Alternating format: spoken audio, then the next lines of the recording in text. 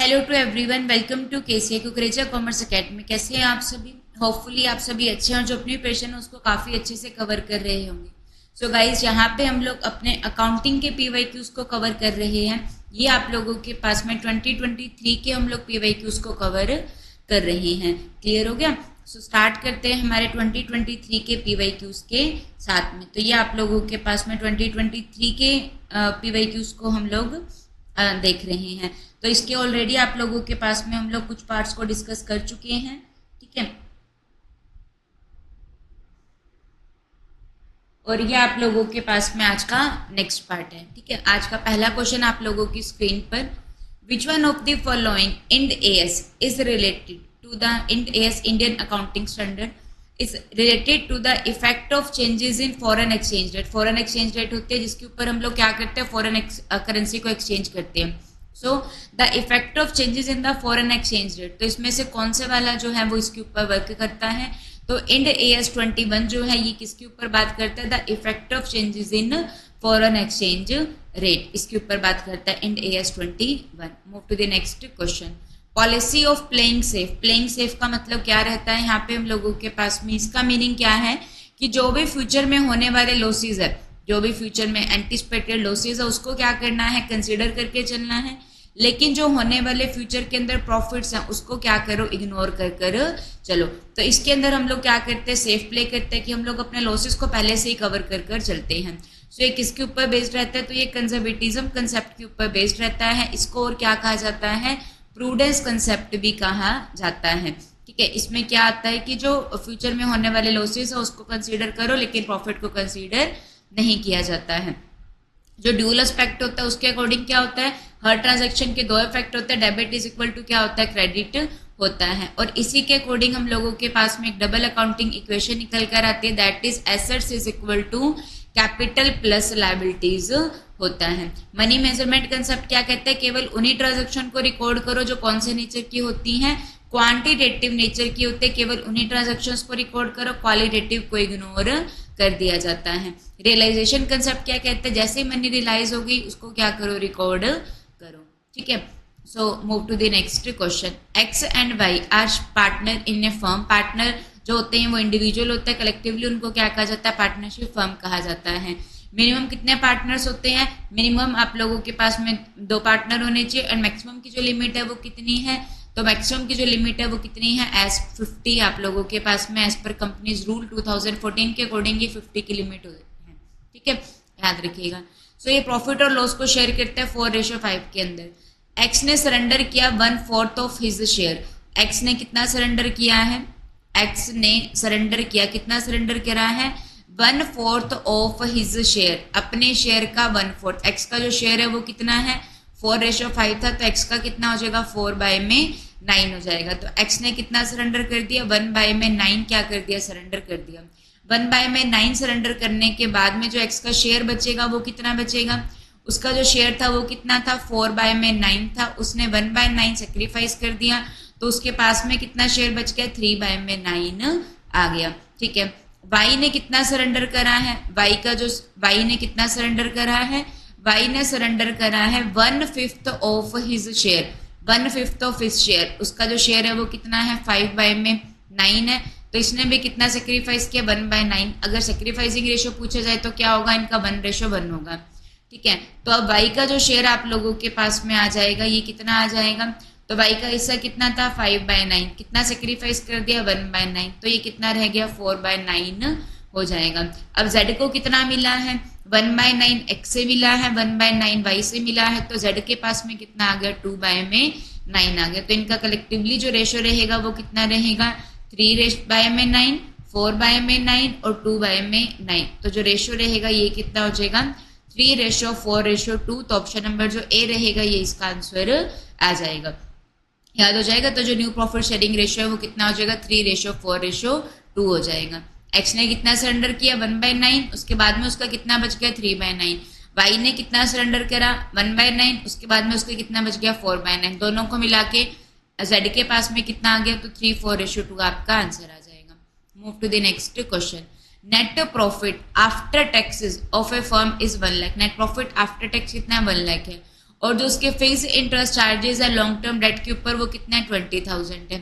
So but is the interest coverage ratio if the rate of income tax is 60%। तो जो interest coverage ratio रहता है उसका formula क्या रहता है, earning before interest and tax की अर्निंग कितनी है इंटरेस्ट एंड टैक्स से पहले उसको डिवाइड कर दिया जाता है, क्योंकि जो भी फर्म के इंटरेस्ट ऑब्लिगेशन रहते हैं उससे उसको डिवाइड कर दिया जाता है। So earning before interest and tax हम लोगों को चाहिए, और हम लोगों को क्या गिवन है, अर्निंग आफ्टर टैक्स आप लोगों को गिवन है। हम लोगों को क्या गिवन है, net profit after tax given है, और हमें टैक्स रेट गिवन है कि 60% है। तो हम लोगों को क्या करना है, टैक्स को दोबारा ऐड कर दिया जाएगा, तभी हम लोगों के पास में क्या आएगा, earning before interest and tax आएगा। तो देखिए नेट प्रॉफिट आफ्टर टैक्स हम लोगों को निकालना, हम लोगों को गिवन है, कितना गिवन है, 1 लाख गिवन है, और हम लोगों को earning before interest and tax निकालना है। ठीक है, तो उसके लिए क्या किया जाएगा, तो टैक्स रेट भी आप लोगों के पास में, तो यहाँ पे दोनों चीजों को इन्होंने लेस किया हुआ है। देखो ध्यान से, पहले हम लोगों के पास में क्या होता है, earning before interest and tax होता है, उसके अंदर से इंटरेस्ट को लेस कर दिया जाता है और टैक्स को लेस कर दिया जाता है, तो हम लोगों के पास में क्या आ जाता है, अर्निंग आफ्टर टैक्स आ जाता है। ठीक है, अब हम इन दोनों चीजों को एड बैक कर देंगे, क्योंकि हम लोगों को earning before interest and tax चाहिए, तो इंटरेस्ट को भी एड बैक कर दिया जाएगा और टैक्स को भी एड बैक कर दिया जाएगा। तो EBI, तो ये नेट प्रॉफिट आफ्टर टैक्स कैसे निकलता है, EBIT के अंदर से इंटरेस्ट को लेस कर दिया जाता है और जो टैक्स रेट होती है उसको। तो यहाँ पे आप लोगों के पास में कितना है, 1 लाख है। तो यहाँ पे देखिए, तो EBIT माइनस में 20,000, तो पहले हम लोग ये कर देंगे, और ये आप लोगों के पास में कितना हो जाएगा, 1 माइनस में 0.6 आ जाएगा। मैं आपको एक सिंपल से तरीके से बताती हूँ।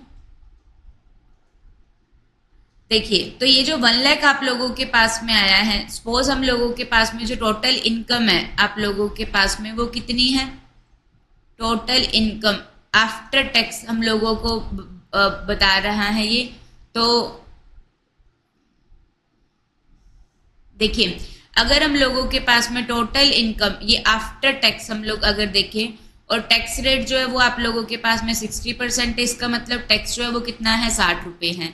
अगर टैक्स आप लोगों के पास में 60 रुपये है, ठीक है, तो आप लोगों के पास में जो net income after tax suppose आप लोगों के पास में कितनी है, 100 है। ठीक है, आफ्टर टैक्स कितनी इनकम बता रहा है, 100 बता रहा है, टैक्स कितना है, 60 का है।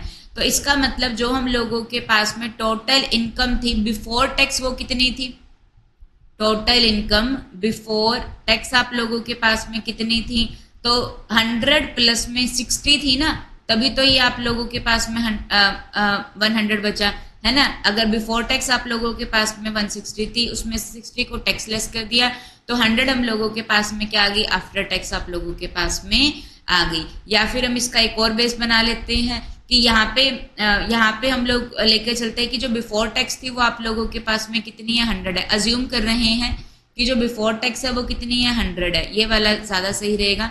हम लोग अज्यूम कर रहे हैं कि जो हमारी इनकम है बिफोर टैक्स वो आप लोगों के पास में कितनी है, 100 है। टैक्स रेट कितनी है, जो हम लोगों के पास में नेट इनकम बिफोर टैक्स जो रहेगा, बिफोर टैक्स कितनी है, 100 है, टैक्स कितने का है, 60 का है, तो आफ्टर टैक्स कितने की होगी, 40 की होगी। बेस बन गया। अब हम लोगों को आफ्टर टैक्स वाली इनकम गिवन है, ये कितनी है, 1 लाख गिवन है, और हम लोगों को ये वाली पता चल जाएगी net income before the tax. अगर जो 1 लाख है वो आप लोगों का किसके बराबर है, 40 के बराबर है। ठीक है, ये नेट इनकम बिफोर टैक्स कितनी थी, 100 थी, इनकम टैक्स की रेट 60% है, तो बिफोर टैक्स में से टैक्स को लेस करने के बाद आफ्टर टैक्स आ जाएगी, तो ये कितनी आ गई, 40। ये हम लोगों को गिवन है, 40 किसके बराबर है, 1 लाख के बराबर है। तो जो 1 लाख है वो 40 है, और हम लोगों को बिफोर टैक्स वाली चाहिए, 100 वाली चाहिए, तो ये आप लोगों के पास में एक बेस बन गया। तो ये हम लोगों के पास में कितनी आ गई, 2,50,000 आप लोगों के पास में आ गई। कितनी आ गई, 2,50,000 आ गई। ये हम लोगों के पास में क्या आ गई, अर्निंग। अब ये आ गई ना हम लोगों के पास में 2,50,000 आप लोगों के पास में आ गई इनकम, अर्निंग बिफोर टैक्स आप लोगों के पास में, अर्निंग बिफोर इंटरेस्ट आप लोगों के पास में आ गया। टैक्स तो ऑलरेडी एड बैक हो गया ना। अब इंटरेस्ट कितना है, 20,000 है, उसको भी हम लोग यहाँ पे क्या कर देंगे, ऐड कर देंगे। तो ये आप लोगों के पास में कितना आ जाएगा, 2,70,000 आ जाएगा। तो ये जो 2,70,000 है ये आप लोगों के पास में क्या आ गया, earning before interest and tax आ जाएगा। क्लियर हो गया, समझ में आ गया, ठीक है। तो बेस हम लोगों ने बना लिया, तो earning before interest and tax कितना आ गया, 2,70,000 आ गया। अब हम यहाँ पे जो फॉर्मूला था उसके अंदर अप्लाई कर देंगे। Earning before interest and tax कितना है, 2,70,000 है, और इंटरेस्ट कितना पे करना है, हर साल 20,000 का इंटरेस्ट पे करना है। तो ये आप लोगों के पास में जो रेशियो आ जाएगा ये कितना आ जाएगा, 13.5 टाइम्स आप लोगों के पास में आ जाएगा। ठीक है जी, तो ऑप्शन नंबर जो बी रहेगा ये इसका आंसर आ जाएगा। और ये रेशियो जितना ज्यादा होता है उतना ज्यादा फर्म क्या कर सकते हैं, डेट को यूज कर सकती है। इजी था, बस थोड़ा सा आपको लोगों को क्रैम करना पड़ेगा।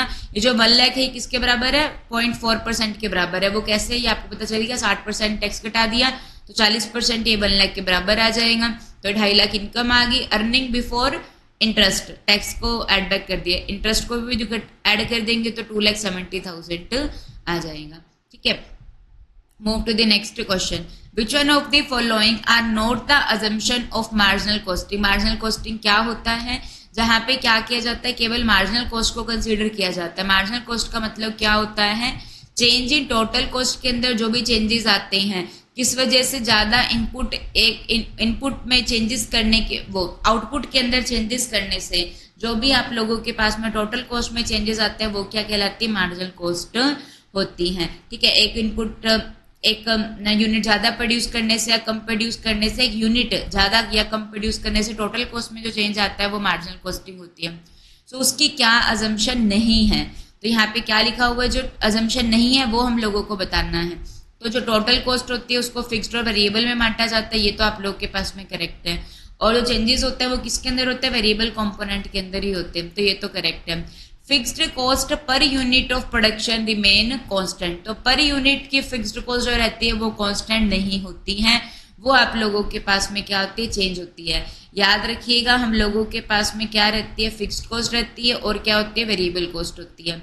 सो टोटल के अंदर जो फिक्स्ड कॉस्ट रहती है वो आप लोगों के पास में क्या रहती है, हमेशा सेम रहती है। कि इतना आउटपुट का प्रोडक्शन कर लो, चाहे 1 लाख का चाहे 2 लाख का, जो टोटल फिक्स्ड कॉस्ट है वो क्या रहेगी, सेम रहेगी। और जो टोटल वेरिएबल कॉस्ट होती है वो क्या रहती है, प्रोडक्शन के साथ में चेंज होने के साथ में चेंज होती रहती है, टोटल वाली। लेकिन अगर हम लोग बात करते हैं पर यूनिट की, तो जो पर यूनिट की फिक्स्ड कॉस्ट होती है, देखो जो 1 लाख आप लोगों के पास में आ रही है, चाहे हम लोग 10,000 का प्रोडक्शन करें तो भी 1 लाख आ रही है, चाहे हम लोग 20,000 का प्रोडक्शन करें तो भी ये कितनी आएगी, 1 लाख ही आएगी। तो टोटल के अंदर तो ये सेम है, लेकिन पर यूनिट में तो चेंज होगी ना। यहाँ पे पर यूनिट 10 आ जाएगा, यहाँ पे पर यूनिट क्या आ गया, 5 आ गया।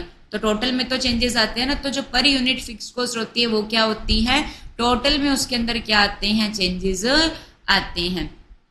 ठीक है, इसीलिए टीएफसी की जो शेप जो आप लोगों के पास में, टीएफसी टोटल फिक्स कॉस्ट तो सेम हो गई, पैरेलल टू ओएक्स एक्सिस आप लोगों के पास में रहती है। याद रखिएगा, TFC parallel to OX axis होती है। लेकिन जो एवरेज फिक्स कॉस्ट होती है, पर यूनिट की फिक्स कॉस्ट होती है, उसकी शेप क्या होती है, हमेशा वो डिक्रीज होती है। रेक्टेंगुलर हाइपरबोला उसकी होती है, वो हमेशा क्या होती है, चेंज होती रहती है। लेकिन वेरिएबल कॉस्ट टोटल में चेंज होगी, लेकिन पर यूनिट में ये क्या रहती है, सेम रहती है। जैसे कि 4 रुपए पर यूनिट वेरिएबल कॉस्ट आ रही है, 1 लाख का प्रोडक्शन किया तो 4 लाख आ जाएंगे, 4 लाख यूनिट का प्रोडक्शन किया तो 16 लाख आ जाएगी। तो पर यूनिट के अंदर ये क्या रहती है, सेम रहती है, लेकिन टोटल में क्या होती रहती है, चेंज होती रहती है। याद हो जाएगा, फिक्स कॉस्ट टोटल में सेम है, पर यूनिट के अंदर चेंज हो रही है। वेरिएबल कॉस्ट टोटल में चेंज होती है, लेकिन पर यूनिट में क्या रहती है, सेम रहती है। तो fix cost per unit of the production जो रहती है वो आप लोगों के पास में क्या होती है, चेंज होती रहती है, तो ये गलत हो जाएगा। Variable cost remain constant per unit of output. तो जो वेरिएबल कॉस्ट होती है पर यूनिट के अंदर वो सेम रहती है, तो ये क्या हो जाएगा, करेक्ट हो जाएगा। Selling price remain unchanged.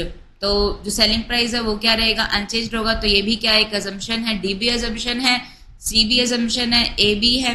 Variable cost जो होती है पर यूनिट की वो क्या होती है, अभी बताया, वेरिएबल कॉस्ट पर यूनिट में क्या रहती है, सेम रहती है। तो वो चेंज नहीं होती है, वो क्या रहती है, सेम रहती है।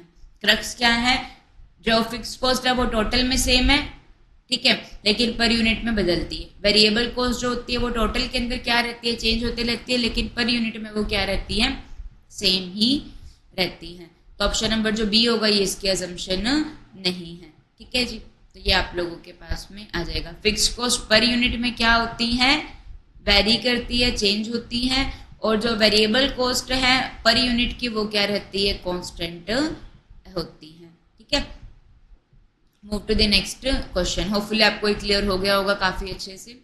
विच one of the following transaction are related to financing activity. तो कैश फ्लो स्टेटमेंट होता है जिसमें 3 तरीके की बात की एक्टिविटीज की बात की जाती है, cash flow and cash inflow and outflow due to operating activity, investing activity and financing activity. तो फाइनेंसिंग एक्टिविटी जो सोर्सेज ऑफ फाइनेंस से कंसर्न करते हैं, तो उसके अंदर कौन सी ट्रांजेक्शन आएंगी, तो शेयर को इशू किया गया फॉर कैश, शेयर को इशू कर रहे हैं कैश के लिए, तो ये तो हमारे पास में कैश आएगा, तो ये फाइनेंसिंग एक्टिविटी है। डिविडेंड बांटा जा रहा है शेयर होल्डर को, तो ये भी क्या होगा, फाइनेंसिंग एक्टिविटी होगा।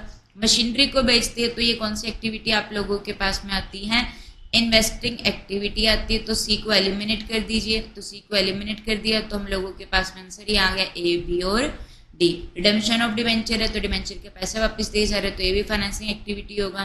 ठीक है, तो ए, बी, डी आप लोगों के पास में आंसर आ जाएगा। और ये भी याद रखिएगा, अगर डिविडेंड को बांटा जाता है तो वो फाइनेंसिंग एक्टिविटी का क्या होता है, पार्ट होता है।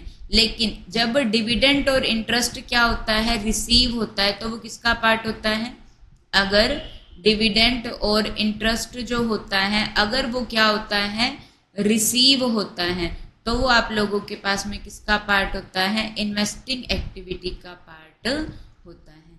क्लियर हो गया। तो ये थे अभी के क्वेश्चंस, बाकी के हम लोग अपने नेक्स्ट पार्ट में कवर करते हैं। So thank you to everyone.